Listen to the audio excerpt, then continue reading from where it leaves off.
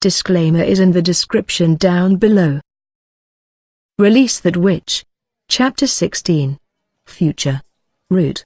The flames in the fireplace were in full bloom, dispersing the chill which penetrated through the doors and windows. Above the huge fireplace hung the skull of a deer with long horns. In the glow of the fire, the shadows reflections of the horns on the back wall appeared to be huge claws and teeth companions of skull. Opposite of Roland stood a long deep red wooden table laden with parchments and books. Most of the documents only needed his signature to execute the order. Usually, Roland would only be here to handle official work, but since he had transformed the castle room into a 3-room office, he had grown to love working here. Through the windows at the end of the floor he could see the town spreading out beneath his gaze, and in the horizon were the endless mountains. The mountains were almost impassable.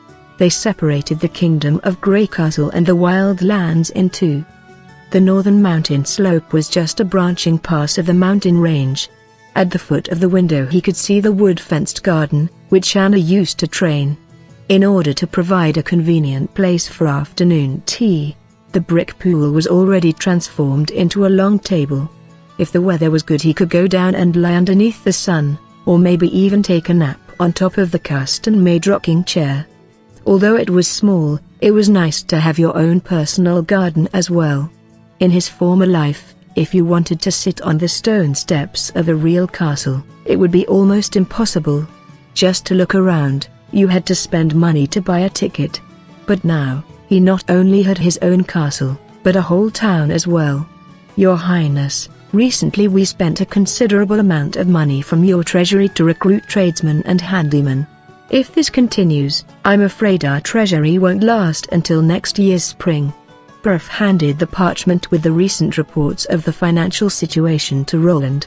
Originally, Border Town had a very simple chart of income and expenditure. Their line of income came from more mining and trade with precious stones. This line of income was in the hands of the Longsong stronghold. The output of the North Slope mine was directly exchanged for wheat or bread, without any taxes, and the exchange of resources was presided over by the stronghold. Described in simpler terms, the North Slope mine was a joint stock item of the Longsong stronghold nobility. Those nobles stationed in the border town could be seen as the custodians of the shareholders. Their fiefs were mostly in the east of the stronghold. They came here only for a limited time, and there would be different people each year. In fact, Border Town had less than 30 years of history. Compared with the nearly 200 years of Longsong stronghold, it was simply a newborn baby.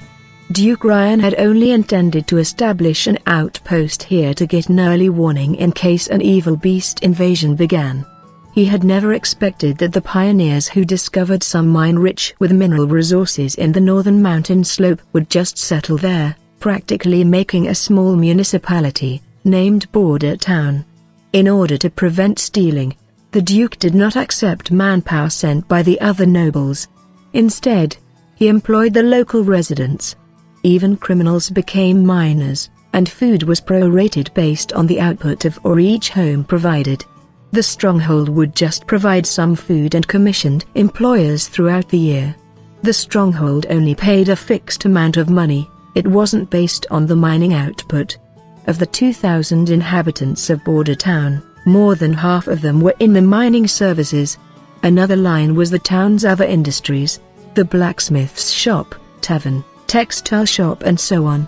From them, Border Town usually received a modest amount of revenue throughout the year, but it was quite difficult to have money left over by the end of it. The appointed lord didn't govern Border Town seriously, since Roland was sent there from Grey Castle. Instead, he had decided to stay in the stronghold, without returning to Border Town. As a result, when Roland wanted to hire someone to repair the walls, he could only pay them from his own pocket. If it was the fourth prince from before, he would have certainly never done it. But the current Roland, as long as he gained a firm foothold in this border town, even if he had to spend all his property, it would still be worth it. Anyway, after the ore trade would no longer be settled with food, the town's income would still be no more than a drizzle.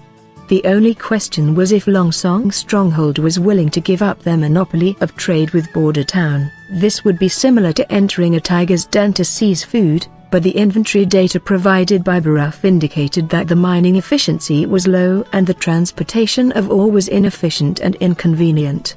In fact, the value of the annual output of ore mining was more than 1,000 gold royals, but for the entire stronghold that was only a drop of water in the bucket. The only ones benefiting from this were the partners of the investing aristocracy. In consideration of the long-term development of Border Town, this line of income must be recovered.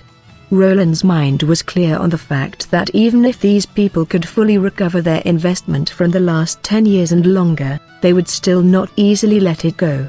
While mosquitoes were small, they were still meat.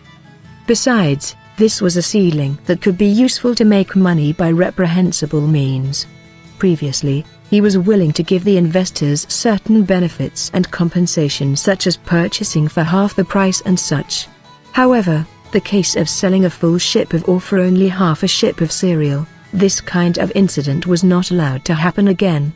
While Roland was focused on pondering over the list of items, Baruf was attentively watching him. In these 3 months, or to be more exact, in the most recent month, some inexplicable changes had occurred to the fourth prince. Perhaps outsiders were still uncertain, but he was by the prince's side every day, so this kind of change could at most keep him for a short time in the dark. During his time in Great Castle, fourth Prince Roland Wimbledon was only known for his bad reputation. He would insist on his own way, behave unscrupulously, without any aristocratic demeanor. Things like that. In short, no big mistakes were made, only unceasing small ones. Compared to his two brothers, his position differed greatly. When His Majesty sent him to Border Town, he was filled with disappointment.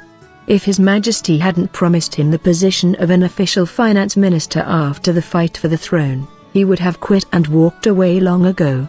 Early on, in his first 2 months in Border Town, the fourth prince always showed an extremely childish behavior. He managed to offend the local nobility over and over again. Fortunately, the town itself was of a very small scale, so even if all administrative positions were vacated and he had to fill those positions with a dozen civilians, they would still be able to go on. But from now on, it would become something different. When had the change occurred? He thought, it was after he saved the witch that the changes appeared. Baruf didn't doubt that the devil had the power to enter a body, or that the prince could be manipulated by a hidden witch. But this was extremely unlikely. If the devil and witches had the capability to control someone, why would they choose the fourth prince? Wouldn't it be better to directly control His Majesty or the Pope? Another point which dispelled his doubts was that he had witnessed the prince holding the god punishment lock. This was the church's trump card to handle the witches. The power of any demon would collapse in front of the god punishment lock, but Roland could hold it directly.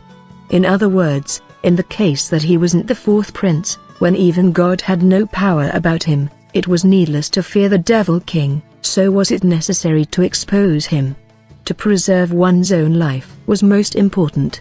The prince's style still continued in his own way, behaving unscrupulously, yet the feeling Baruf got was that both styles were not at all the same. No, Baruf thought, it should be the opposite. The biggest difference would be the purpose. He was aware of what Roland was planning to do. In order to achieve the goal, he had to employ some methods which were difficult to understand for ordinary people, like the time when he tried to persuade him to save the witch. Perhaps the planning was not very wise, but the prince really had planned in advance, and believed in the results firmly without any doubt. This ability was the one that caused anyone to feel most puzzled. The title of king might be possible for any of Roland's brothers and sisters, but certainly not for the fourth prince himself.